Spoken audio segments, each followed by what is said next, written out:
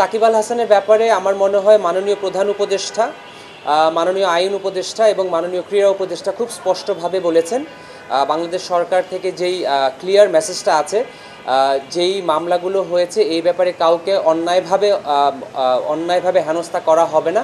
এবং আমরা মনে করি সাকিবের ব্যাপারে গণপ্রজাতন্ত্রী বাংলাদেশ এখন যে অন্তর্বর্তীকালীন সরকার রয়েছে তারা তাদের অবস্থান খুব সুস্পষ্টভাবে ব্যক্ত করেছেন।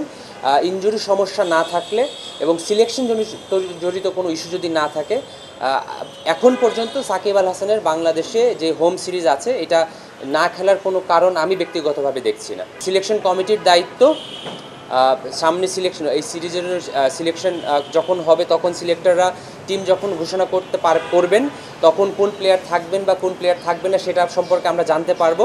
এবং অলরেডি আমাদের এখন যে অন্তর্বর্তীকালীন সরকার রয়েছেন, মাননীয় উপদেষ্টাগণরা তাদের মনোভাব এবং সরকারের মনোভাব সুস্পষ্টভাবে প্রকাশ করেছেন।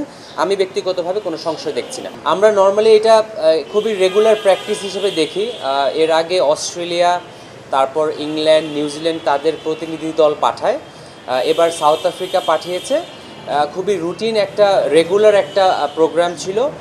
যেই দুইটা ভেন্যুতে খেলা হবে সেই ভেন্যুটা পরিদর্শন, যেই হোটেলে থাকবে সেই হোটেলের পরিদর্শন এবং ওভারঅল সিকিউরিটি সিচুয়েশনটা কী আছে, আমরা কিভাবে সিকিউরিটিটা প্রদান করে থাকি এই ব্যাপারেই তারা একটা ওভারঅল সিচুয়েশন দেখে গিয়েছেন। এবং আমরা নর্মালি বাংলাদেশ ক্রিকেট বোর্ড বিভিন্ন আন্তর্জাতিক সিরিজে যেই প্রোটোকলটা মেনটেন করে থাকি সেই প্রোটোকলটাই আমরা তাদের দেখিয়েছি। মূলত যেই জিনিসটা আসলে এবার একটু ডিফারেন্ট হয়েছে সেটা হচ্ছে, যেহেতু আমরা জানি যে কিছুদিন আগে আমাদের দেশে একটা পট পরিবর্তন হয়েছে এবং সেই পরিবর্তনের কারণে আনফর্চুনেটলি আমরা ওমেন্স ওয়ার্ল্ড কাপটা হোস্ট করতে পারিনি। এই কারণে তাদের একটু কনসার্ন ছিল যে দেশের সার্বিক পরিস্থিতিটা কী এবং আমরা কিভাবে সার্বিক নিরাপত্তার ব্যবস্থাটা সাজিয়েছি এটা তারা দেখতে এসেছিল।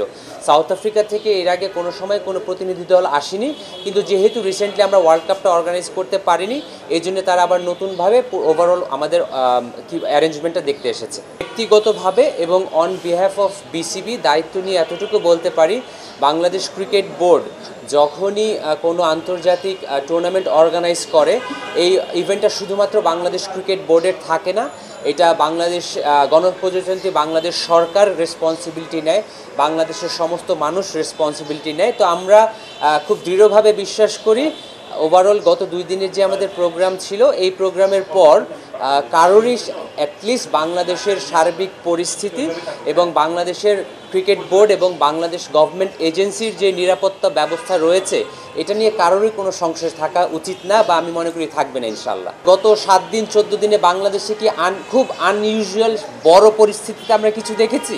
আমরা দেখিনি। আমি পুরোটা সময় তাদের সাথে ছিলাম।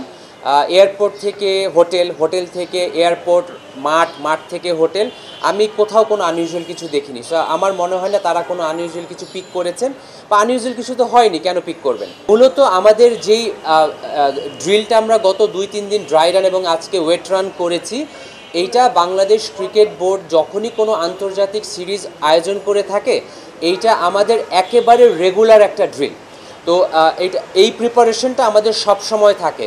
বিগত সময় হয়তো আমরা লাস্ট হয়তো 2011 ওয়ার্ল্ড কাপ এবং 14 ওয়ার্ল্ড কাপের সময় বড় পরিসরে করেছিলাম, কিন্তু আমরা সবাই জানি যে বাংলাদেশ পুলিশে বা বাংলাদেশ আর্মিতে কিছু বড় বড় পর্যায়ে রদবদল হয়েছে, এক জায়গার ডিপ্লয়মেন্ট আরেক জায়গায় গিয়েছে। তো যেহেতু কিছু পরিবর্তন রয়েছে সেটা আমরা আরেকবার ড্রাই রান করে দেখলাম, যাতে যারা স্টেক হোল্ডার আছে সিকিউরিটিতে তারা সব সময় তাদের যে দায়িত্বগুলো আছে সেই সংক্রান্ত দায়িত্বগুলো আবার একটা অনুশীলন করে দেখা, যারা নতুন ইনভলভ হয়েছে তারা আবার নতুন করে প্রোগ্রামটা করে থাকেন। এটা আমি আরেকবার আপনার রিপিট করতে চাই, এটা বাংলাদেশ ক্রিকেট বোর্ড যখনই কোনো খেলা আয়োজন করে এই প্রোগ্রামটা আমাদের একদম রেগুলার প্রোগ্রাম থাকে। হয়তো বিগত 5-7 বছরে যেহেতু প্রয়োজন হয় নাই, এটা আমরা অনুশীলন করি নাই, এইটা আমরা অনুশীলন করেছি।